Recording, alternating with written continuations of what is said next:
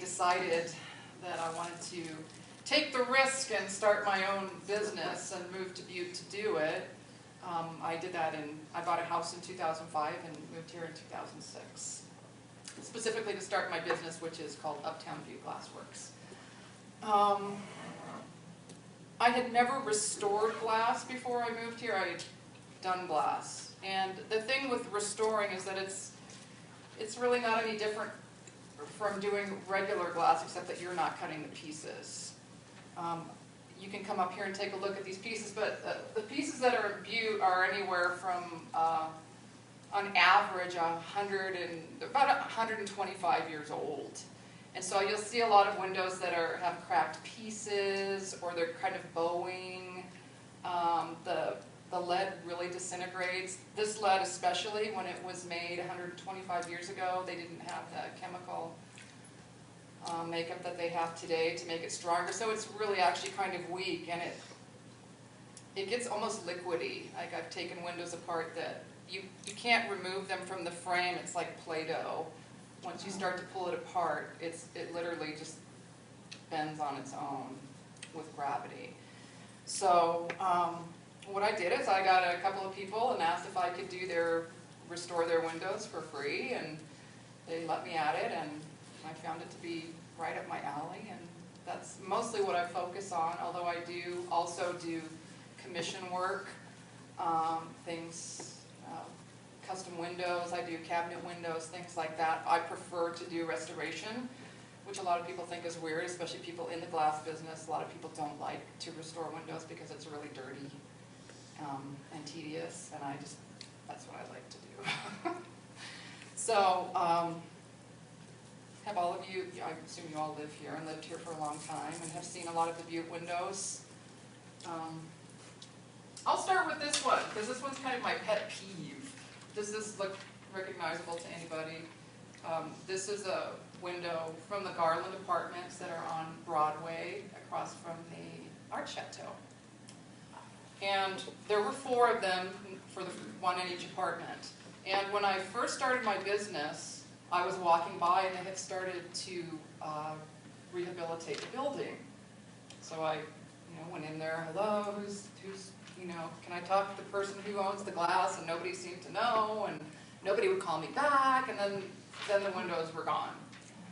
And so it must have been like a year later, somebody said to me, hey, I saw one window got put back in, so if you drive past the apartment today, I think the Upper East Side apartment has one in it. So there's one there. And it wasn't restored, as far as I know, it was just put back into the window. So someone called me and said, oh, I saw these windows, they're sitting outside at one of the local glass companies out in the weather. So, of course, I hurried down there. Hey! And they, I couldn't get them.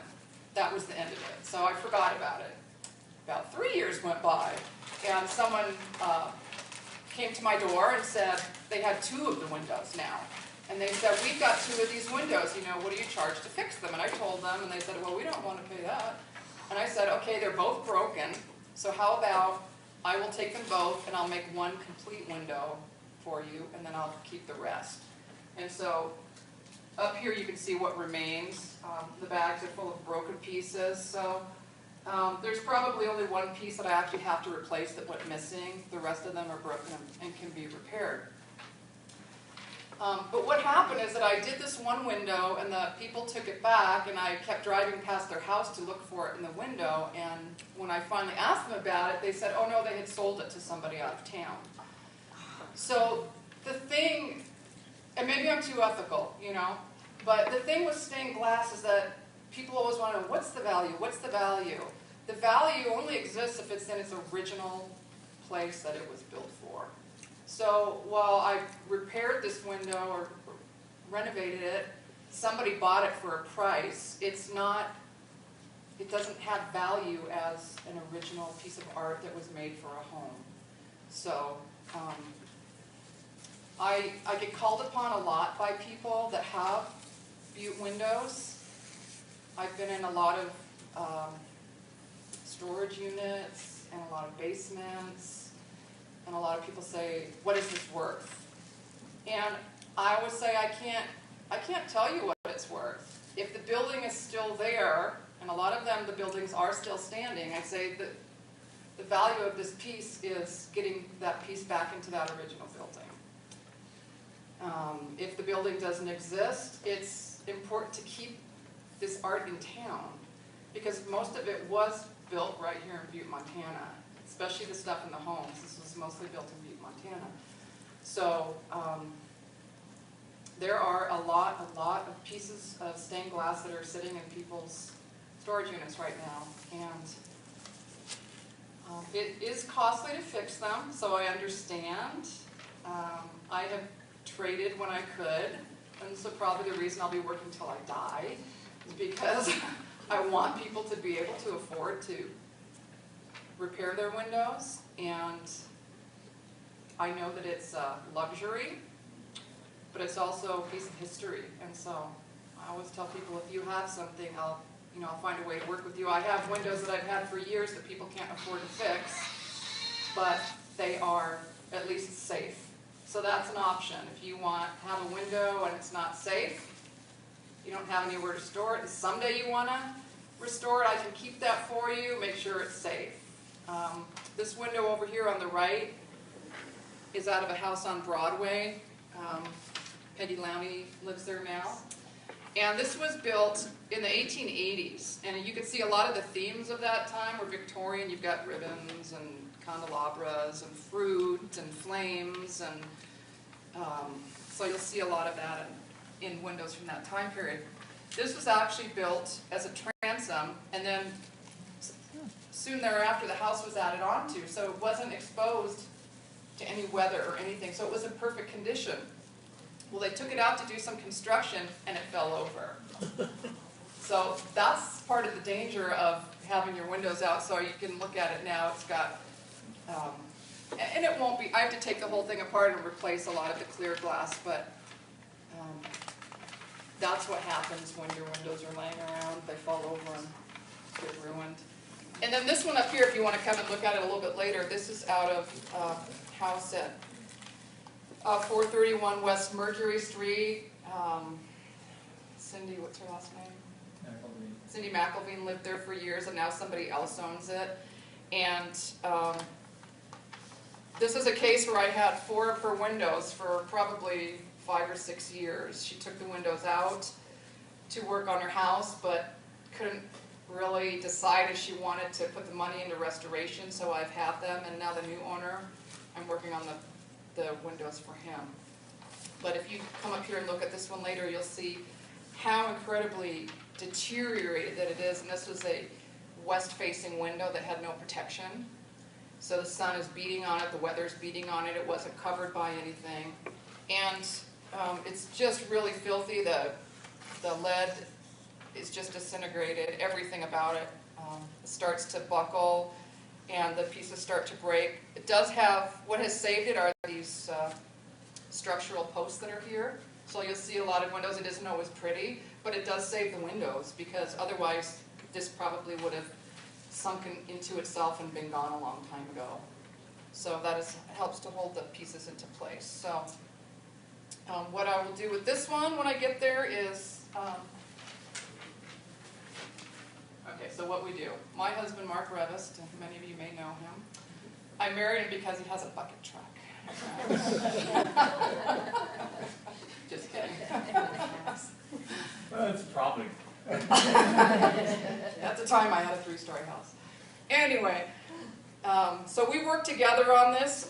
We didn't take these out, but normally we work together to take a window frame out. It's easier to take the entire frame out than try to pry a window out of the frame, because you'll just ruin the window. So we get the window out. A lot of times I can get the window out of the frame and set on a table. And then what I do is I get paper and I lay the paper over the top of the piece. And then I just take a piece of charcoal and lightly rub over it. And it's just really for a guideline to where the pieces go. And then I can number these, and I can number each piece, because you wouldn't believe how easy it is to get two pieces mixed up, and then it throws the entire piece off. And so I'll have one of these that it's sitting on, or I'll do the rubbing. Then if I can take the window, I have a tank that's about 6 inches deep, and how long is it? 6 or 8 feet. And I'll lay the piece in there. And so what you want to do, because lead dust is really toxic, and you start pulling this apart and you've got lead dust flying everywhere. So I'll soak it in just water and detergents. That's all you need to clean it. And then just a soft bristly brush. So I've had pieces, like this window was a beveled window, and it was completely painted over a number of times. And I just thought, oh great, I soaked it. It took a while, but eventually I could just scrape it right off with a little scraper. And you find all kinds of things because the windows have been deteriorating and there's been nobody to fix it. So a lot of times you'll find silicone, you'll find different kinds of weird putty, you'll find glue, super glue, anything that people could find to close up a air hole or area that was disintegrated, which is fine. You just, if you have to do it, clear silicone putty is the least destructive thing and the easiest to get off in the future. So if any of you have one of those, use clear silicone putty. So I'll soak it, clean it. The glass is usually in pretty good shape. A lot of times like this one, it does get weathered on the outside, so it gets kind of a grainy look to it.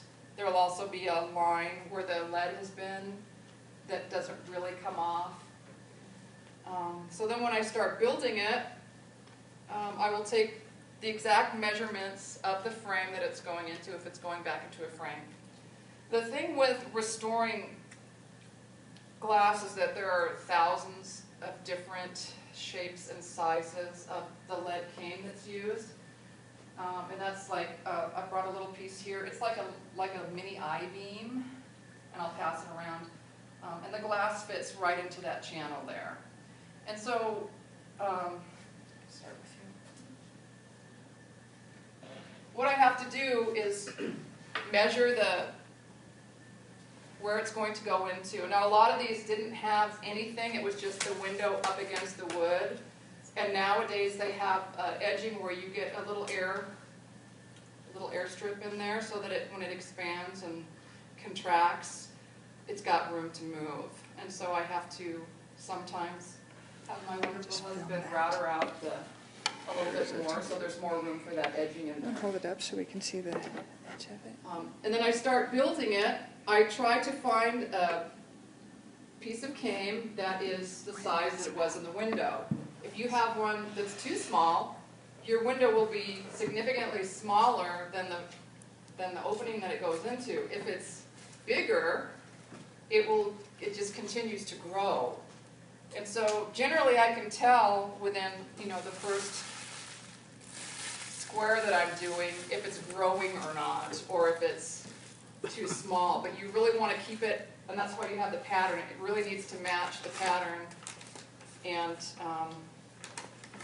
the problem when I did this one, where I took the two different windows and I put the pieces together, was a nightmare because one window was cut, then the other window was cut, and even though the pattern is the same, the pieces never are exact. And so I ended up with a growing, weird shaped window that just was not working out, and I had to go back and I had to grind every piece and fit it back together so that it eventually fit into the pattern. So I won't ever be doing that again, combining two windows. So you have that to make sure you have the right size. Now things like the dome that was just done, that, they had lead made for that project. That's a huge project. It costs a lot of money. You can get the exact same size made, but you have to have pretty deep pockets for that. So that is, for a project like that, you need an exact size. Also with glass replacement, It's the same thing. They had glass specifically made for the dome that was missing or broken. So, and you can do that. There are ways to chemically figure out what's in the glass and reproduce it. But for most people, they just want something that's close to what the window has, so that way it doesn't cost too much. I have a lot of glass. I have a lot of glass that I bought. And in the years that I've had this business, I've had numerous people bequeath me their stained glass. Because it's the kind of thing, does anybody here do stained glass? Okay, so you know that it takes a lot of tools, it takes a lot to even just do it as a hobby. And so I will get a lot of people that have done stained glass as a hobby. But I'll also get people that really invested in expensive glass. And so I've got a huge resource. But recently on the window that I was working on, that's a sister window to this, I went to Helena. They didn't have any glass there. I didn't have any glass. I ended up scanning the piece and sending it to the place where I buy all my glass out of Denver, and they sent me the closest that they had. And when I put it in, it was a little off, but when we held the window up the other day, I couldn't tell the difference. So I don't think that anybody looking at the window would be able to tell which pieces were replaced, so that was a good thing. And so this is what I run into with, where is that? La, la, la, la. I thought I brought a bill along, but for instance, what it costs, people are always wondering, well, what's the cost of this? When I have to order glass, if I don't have it, let's say I just need a 4-inch square, I have to order an entire sheet of glass, which is anywhere from 6 to 8 square feet. And one of the ones that I recently ordered was about $80 for the sheet. It wasn't very expensive. It was a clear glass with a little bit of ripple on it.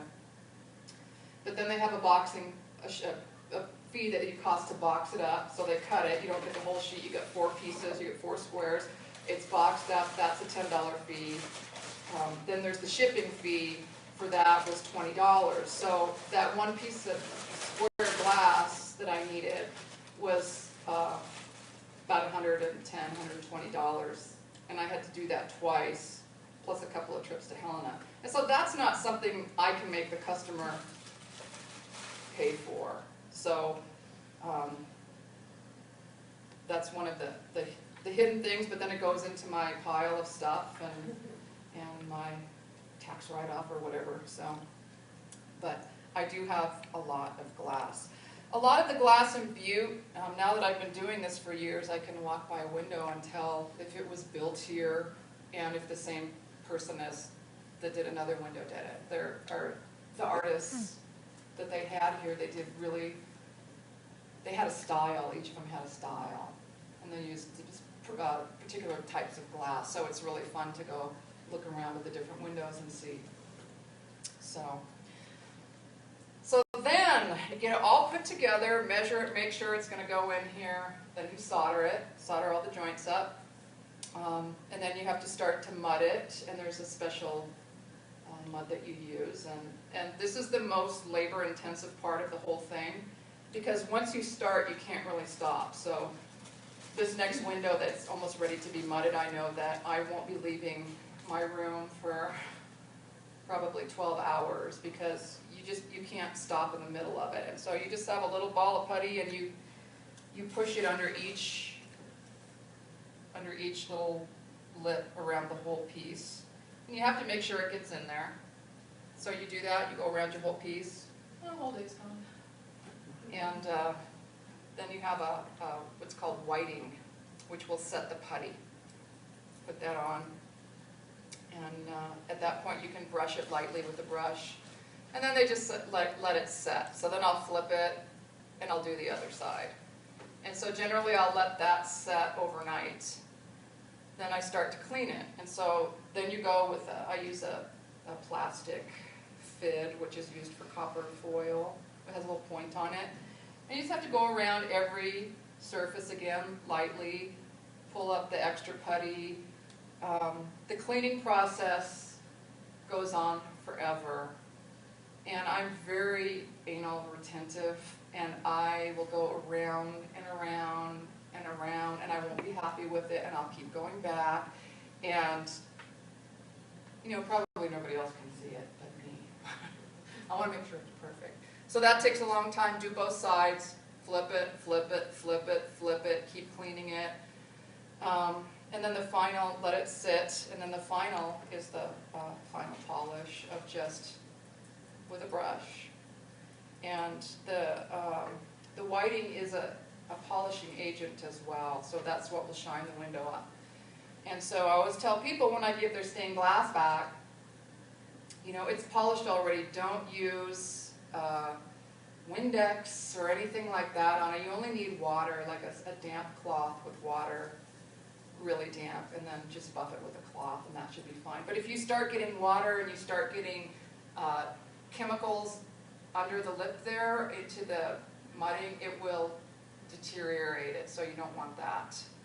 So it will, with the lead that's available these days, you know, you're looking at an easy 100 years of having your window looking really good before it starts to deteriorate. So, and that's something my husband knows more about, is the makeup of the lead. Right? And the window sash, I think,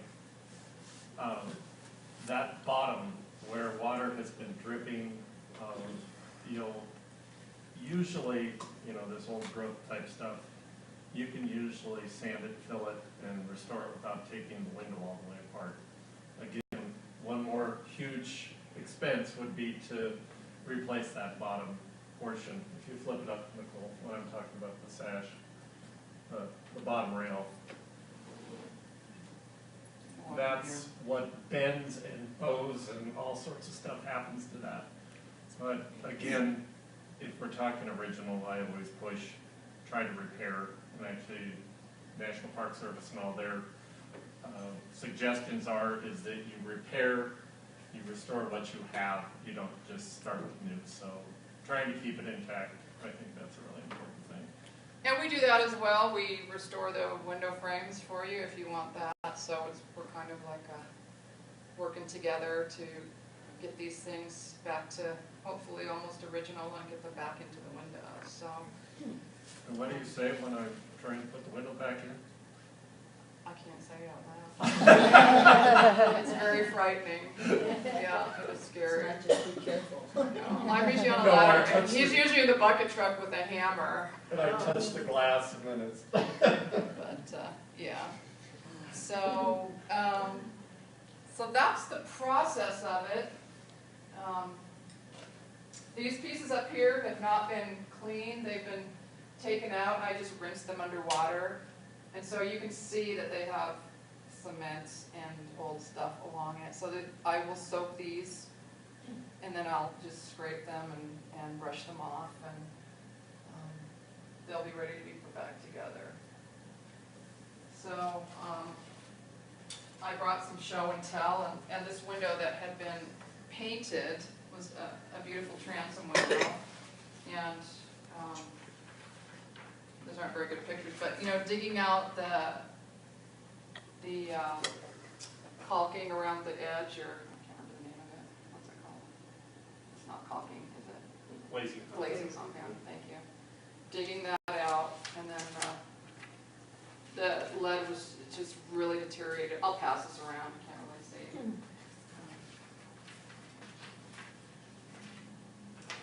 But you know, I got it all cleaned off, and look how beautiful that glass is. It's beveled glass.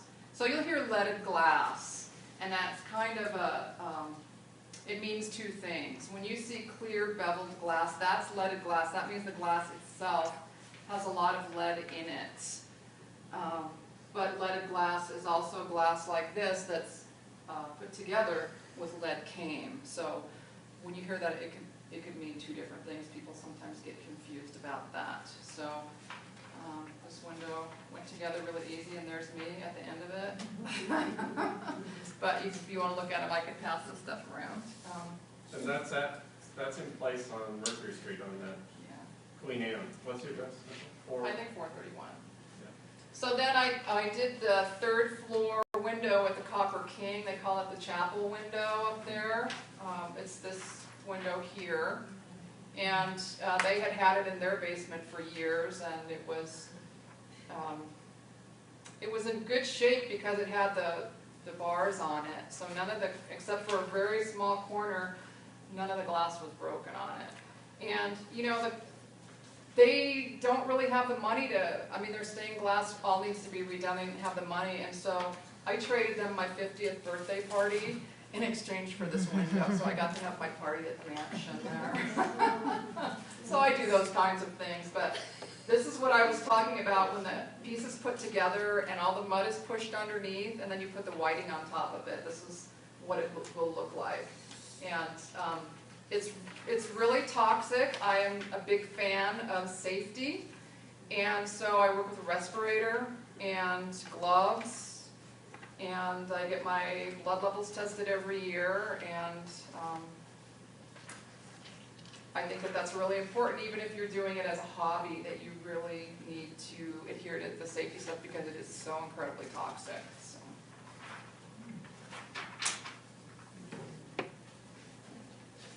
Now, you guys know what copper foil is? It's instead of using the lead, you use a piece of copper tape, and it is centered on the edge of the glass, and then it kind of wraps around it. And so rather than when all your pieces are put together, then you solder that copper tape. And I am not a fan of copper foil. I don't like it. I don't think it's very structurally sound, but maybe that's just the way that I do it. I don't know. But when the McKees were opening Headframe Spirits, they got a lamp. I think it was from the Mining Museum. And so that's hanging. This lamp is now hanging in their entryway when you go in. It's really beautiful. But I did the copper foil repair on it, so you can see the difference there. That's why some stained glass I got, it was a big Christmas wreath. Uh-huh. I got it repaired, and then I hung it up, and it fell apart. Yeah. It was the Copper foil. Yeah. It's really hard to repair copper foil because, and it's like this, you know, you really need to take a whole window apart and start with whole new supplies because you don't know the supplies that somebody else used, you don't know how old they are, you don't know how deteriorated they are. Trying to make stuff fit like that, it was really difficult because it was really old. I had to really reinforce it on the inside where nobody would see it to make sure that that didn't happen, where it came apart. Yeah, it's just, I'm just not a fan of it. But, I mean, the stuff, you can't, those beautiful lampshades that you see, they're Tiffany and whatnot, those are copper foil. You could never do that with lead. So lead, you know, this is about, you don't want to go any smaller than this kind of work with lead because you just can't turn the corners with it. So you won't see really, really detailed stuff done out of lead.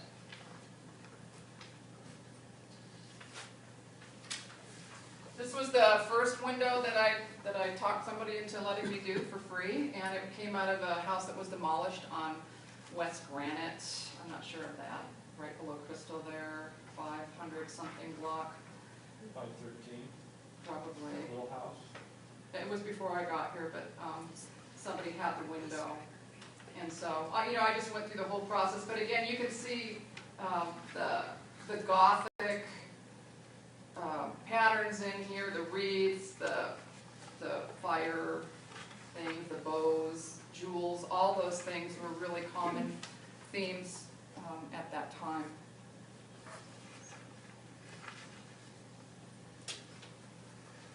Another thing I've done a lot of is fix old cabinet windows in craftsmen's homes and things like that. Over the years, they just get slammed or broken or run into.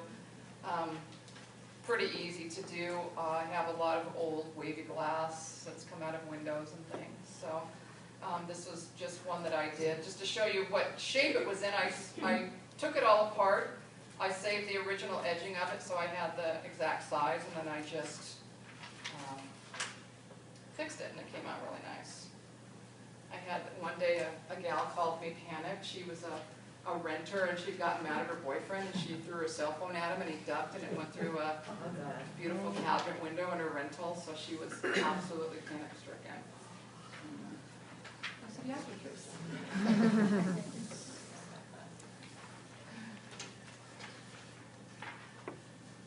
So the one that I'm working on now, that's the sister window to this one, it's a big window that faces south and has just great exposure, and it's a curved window, very beautiful. And I have some pictures of it here before I took it apart. It was really, really dirty. This was the one that the lead was just like putty. So I can pass these around, again, digging it out of the frame, and then it was just too deteriorated to take it out of the frame. So what I'll do in that case is I'll spray it, and I just keep it wet so that dust does not become airborne. And so I just have a lot of pictures here, soaking and clean, and then putting it together. And what I'll do with a piece like this and that, and every piece that is old, is I go and I take detailed pictures of every joint and then every area, because part of the restoring it and putting it back together, you have to do it the way they did it, or it's not going to go back together. And so, you know, it's the trick of getting the lead that's almost the same profile, and then looking at every single joint and seeing how they cut it, where they matched it up. This window really kicked my butt in some places, and I would put it together, but then it starts to grow, so I have to go back and I have to take it out, and this is stuff I don't charge for. If it doesn't work out, I'm not charging you for that. I'll go back, take it all out, redo it again, and cut the lead completely differently. And so I reference these sheets as I go along for every single cut that I do. And it never to me looks the same. Like, I'll follow it and I'll get it done, and I'll look at my window and I'll say, it doesn't look remotely like this one did, but that's the way that it worked out. So I also work a lot with a tape measure, because most of these were built, you know, they're you can fold them over and they're mirror images of each other. And so I make sure that all my pieces are at, you know, let's say one's 17 1/3 here. On the other side, that same piece is at 17 1/3. And if it's not, I did something somewhere where I have to backtrack. So a lot of time it's pulling it all back out and going back and forth and back and forth and back and forth. So that's where, you know, I have unlimited patience, and I love to do stuff like that. A lot of people don't like it. When I first moved here and started my business, I had my studio at the old YMCA when the Arts Foundation had rented out studios there. Did anybody ever go in there? We would have open houses, and the different artists would be there. And I remember a teenager coming in with her mom, and I was putting together a window, and she just said, "Oh my God, that is horrible. This is what you do?" I'm like, "Yeah." It's like, "Oh my God, I can't imagine being stuck in here doing that." And I said, "I bet you don't sew either." I'm one of those people that's like, I sew, I glue pots back together, you know, all that kind of stuff. Pardon me? Mosaic, absolutely. So that's what these pictures are. If you want to, you know, they're kind of a little bit the same, but that's what I work with as I'm putting my window together. And then, if we let it set up, we put it back in the frame, we glaze it, and then sometimes we put the frame back in the house, or sometimes somebody else will do it. I prefer, like on this bigger window that we're doing, that we be able to do it, just because I'm more nervous that people that don't work with stained glass are not as careful. Not that they're not good at what they do, but it's kind of like the baby at the end. It's like, okay. So does anybody have any questions about the process at all? Yes. You know how you have that blue behind, and in some of these you have like a new piece behind? Is that what you're going to replace it with? The blue that you see is actually painter's tape. Oh, okay. And so you can't take these windows out of the house without them being stabilized, and that's the best thing because it doesn't really stick to the glass. So we'll go in and tape both sides, and you tape it crosswise and up and down and back and forth, and both sides are generally taped. So I took the tape off this one.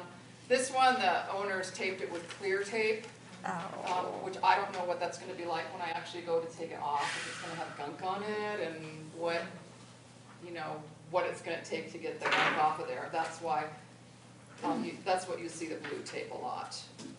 Really Olive scary oil takes because gunk it's off. taped Oh, does it? and Olive- moves. Oh, good. Yeah, olive oil takes gunk off of things. Okay. And I don't know whether baking soda would be too abrasive or not, Yeah, but. I don't know. And that's the thing with glass, like, you Yeah. don't want to use like that orange cleaner. All that stuff is so, even though they say it's natural and it's just a chemical, and those chemicals will eat into the glass. Yeah. So really, all you need after 125 years is to soak it in detergent. What was it that you can get the glue off with? She said olive oil. Yeah, I've used So- olive oil to get stuff off. Found that, I just Googled it. Really? Yeah, it's like, Wow. oh, because I was trying to get, I don't know what I was trying to get off. Wow. Yeah. Yes.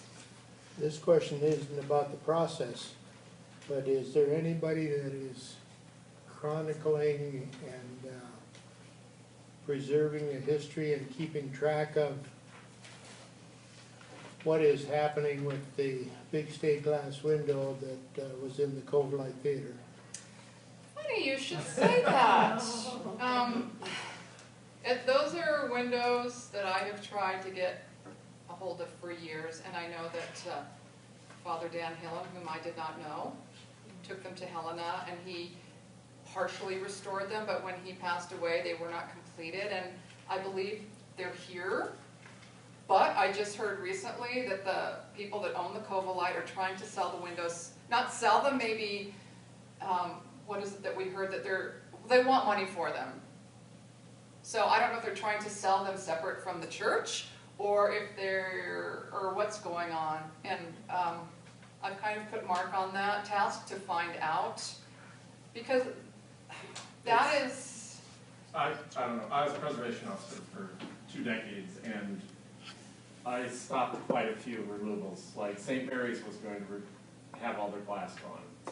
So, I mean, is this demolition, is it covered? I think it should be in preservation, but windows are not specifically covered as demolition. So, they were sold to another church in Texas, and it got stopped. So, that's the kind of stuff that's going on all the time, and I think we've lost a whole lot of stained glass when the antique dealers come through and have grabbed them over the years. So, I think it needs an ordinance, and people go, horrible, horrible, but you'll lose your history.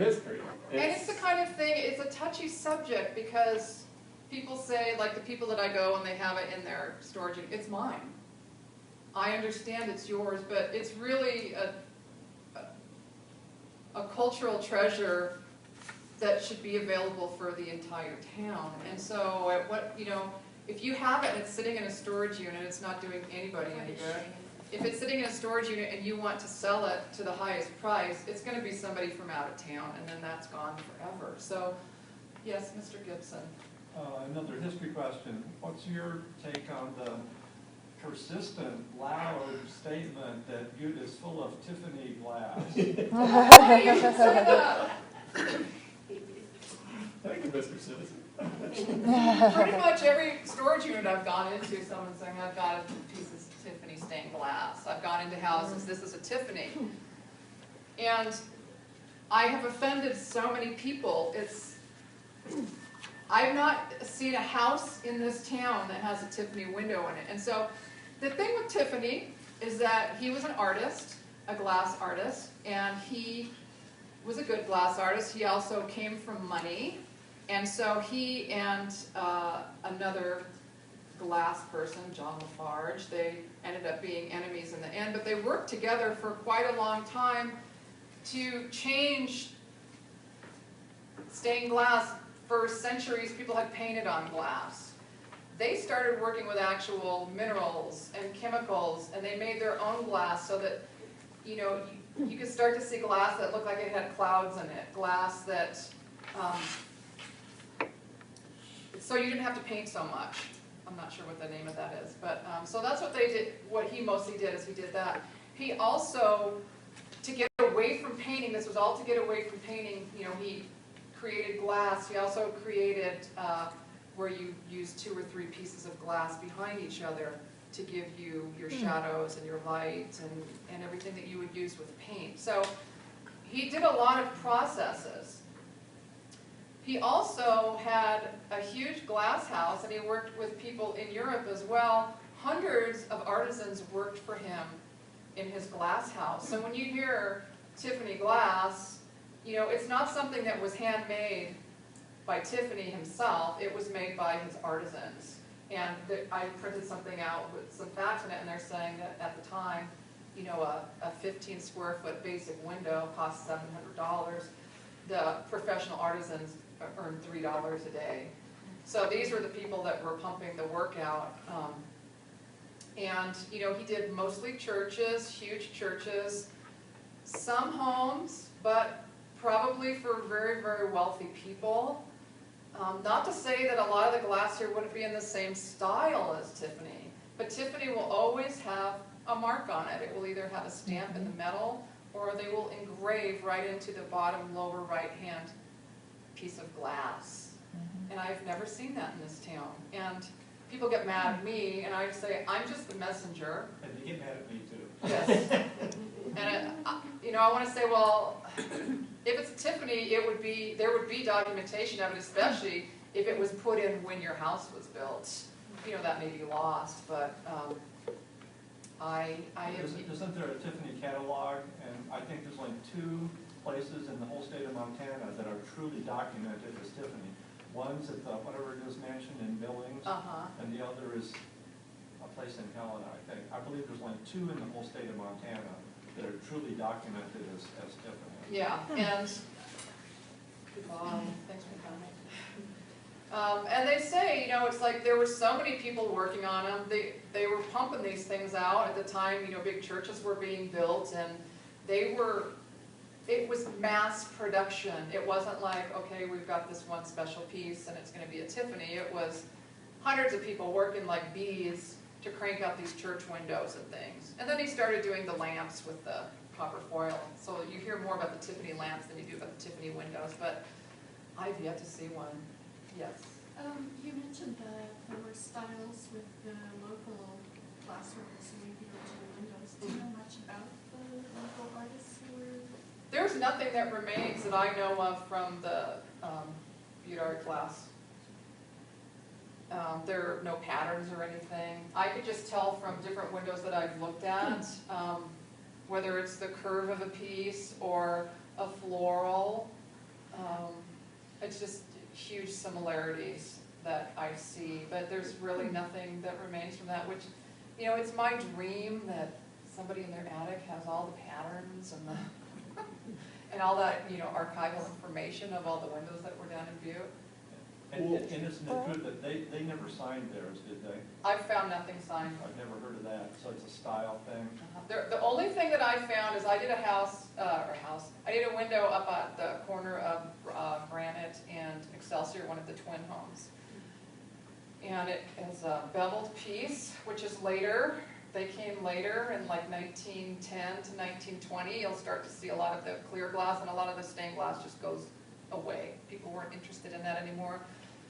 We were getting into a whole different, getting out of the Victorian era. But there was a company, was that it? There was one in Butte. Okay, Yeah.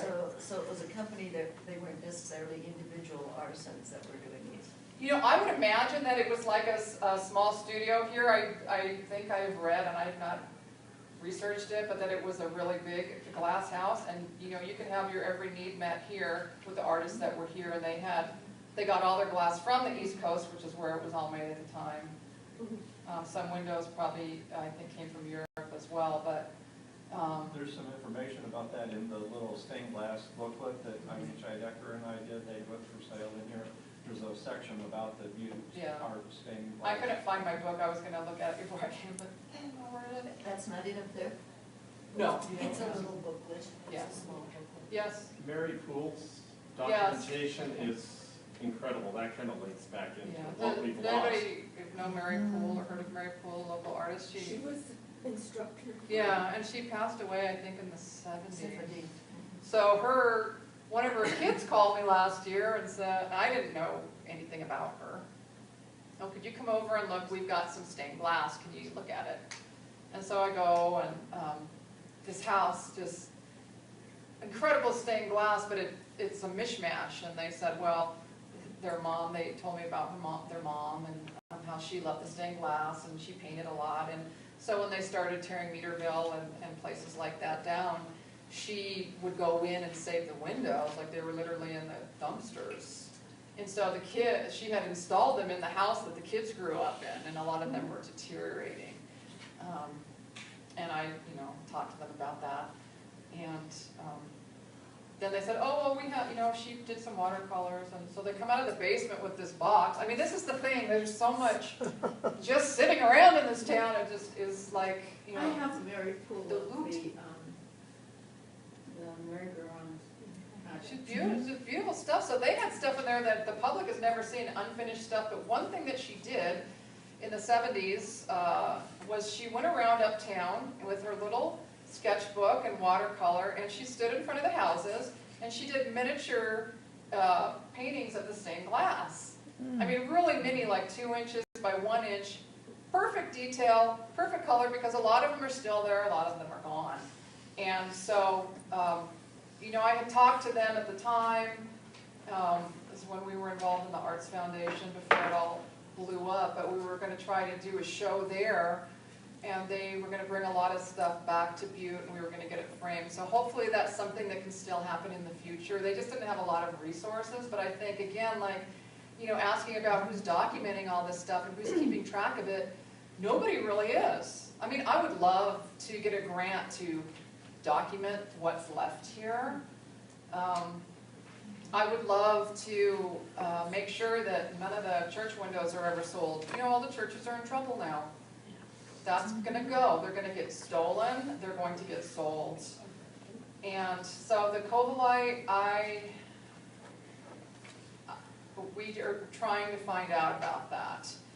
And that's exactly the case where those windows have no value whatsoever unless they're put back into their original place there. And some of them are in the Butte Presbyterian Church. The really tall, well, it's an old Presbyterian church now, but the tall, thin ones, when you look at the bottom of Excelsior, those are ones that are missing from that church. But that style matches. But how incredible would that be there with those windows in it? Mark's daughter got married in the Methodist church that just said that they were going to shutter their doors. And I know that one window's already been stolen out of there. Nobody knows where it went. That big center window was stolen out. Was it in the 80s? Yeah. How do you steal a window and nobody knows? I mean, that's a pretty I big know. feat. And my How favorite do you window, when I sneak came a to window town, out? was on, is it Idaho Street? It was where the nuns lived. And they had their little, I don't know what it was on the end, chapel. The little chapel window that faced out to the street, my favorite. Somebody stole it. Because they're not protected from the outside. So, you look at things like that. One of the first jobs that I got called on was day after St. Patty's Day. Somebody had thrown a full beer can at the, which church was it? The Baptist church. So you've got to, if they've got to be protected. So, Mark and I have talked a lot about how do we go to the city and say, how can we put covenants on these things, like the M&M sign, right? Everyone's up in arms about the M&M sign, even though it's not the original. It's still a fabulous sign. There should be a covenant if you're getting public money, right? These things can't separate from the building because these are historic things that can't be replaced. Well, look at the one on, let's see, it'd be Washington, and it's kind of kitty-corner from the Virginia apartments, and now it's just, they have like whatever, in that top, it moved in like a transit style, and it's such a, terrible destruction of that building. It's like, it is. And the thing is, walk by there and think, why Well, like with Mary Poole's stuff, where she documented it, I could take that, if the building's still there, I could reproduce that. You know, you can reproduce, like, it would be my dream to be able to redo this one and then build 2 more and put these back in the stinking building because it looks so stupid with one up in one corner. It's like, take them all out or put them all back, but don't just Exactly. put one in.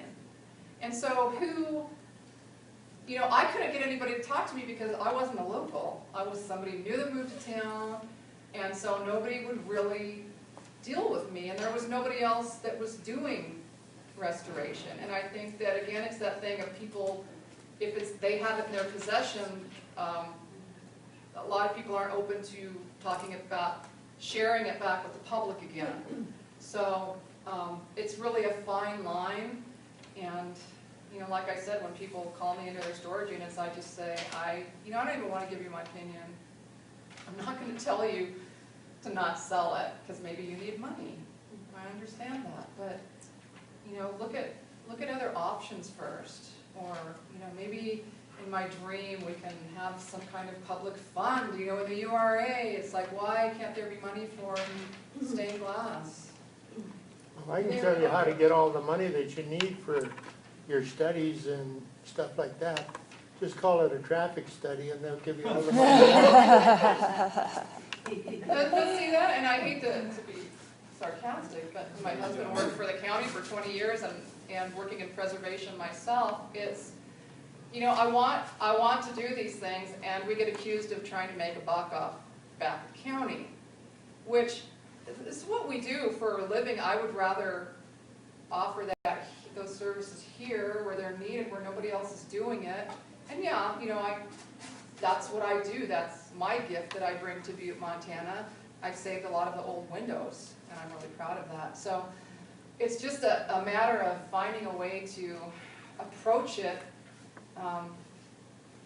It's touchy. One thing, this doesn't have to do with stained glass, but Mark and I owned the Uptown Works building where the pita pit is for 3 years, and I don't know if any of you came in there, but when we bought the building, the guy that sold it to us had the original doors from St. Mary's Church. They're huge. It took 4 men to move them. They're brass and copper. They're gigantic. They're beautiful. And he said, well, I don't want these to leave town, so I'm leaving them with the building, which was great. So we inherit these doors. We use one as our desk. We use one just for people to look at. When we sold the building, we took them to our house, and they're just stored there. And, you know, we would love to see them back on the church, other than those awful doors that they got from Home Depot with the transom. I mean, they're horrible. But there's no promise that they're not, you know, Mark has the story of these doors that goes back 25 years when he was preservation officer. He tried to get them to not take them off the church at the same time as the stained glass, right? No, it was earlier. Earlier? No, which one was first? Doors came off first, then it was the stained glass. Energy. They're almost 3 inches thick of wood. They have 5 hinges on each side. You could have weather stripped them, done some level of adjustment. It's silly stuff, and everybody's fighting any level of, the great rumor is that there's some sort of design review for anything in this town. There's demolition review. There's nothing in this town. It's blessed all the way, so that rumor that there's controls on anything. But the thing with the doors is that I think they went in the basement and then they were sold At yard sale. at yard sale for peanuts. They were going to go up to Sage Mountain Yoga Place. They didn't fit there. They came back. And so now we have them. And I got a phone call from somebody saying, accusing me that I was going to sell those doors to make a buck. And I go, we just don't want them put back on there and then they're going to disappear. and that's where you need covenants. That's what we want, is we want to get covenants. You get covenants, those doors would be back up in a second. And they would look gorgeous there. It's not that we want them. I mean, nobody else gets to enjoy them. At least when we had our gift shop, people came in and said, oh my God, remember this. I'm from St. Mary's Parish, and I know we would love to have those doors back Yeah. in the church. So maybe we could work together on a covenant in order to get